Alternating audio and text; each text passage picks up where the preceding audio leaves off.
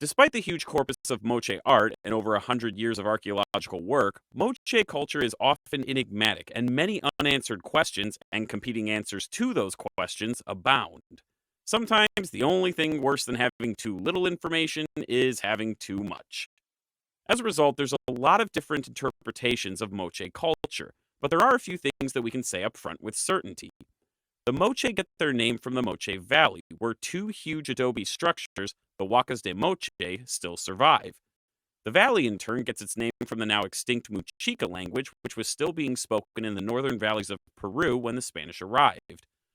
By the way, you'll also see the Moche referred to as the Mochica, especially in Spanish literature, but it's the same culture, and both terms can be used interchangeably.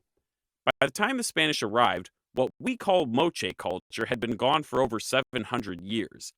The ancient Moche dominated the valleys of northern Peru from approximately 100 CE to about 800 CE.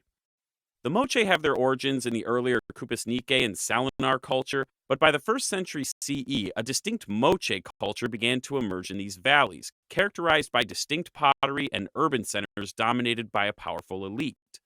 No oral traditions or histories survive from the Moche, and everything we know about them comes from their art as well as archaeology.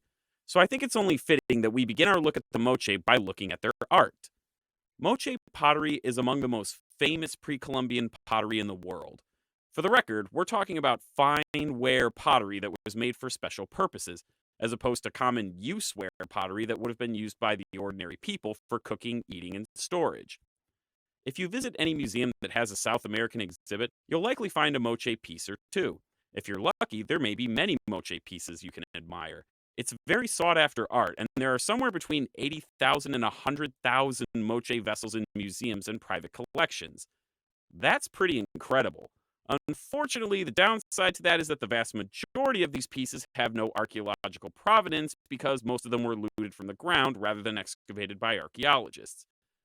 Despite that, Moche art is still an extremely valuable source of knowledge, and Moche pottery plays a vital role in Moche studies, and it's not too hard to see why.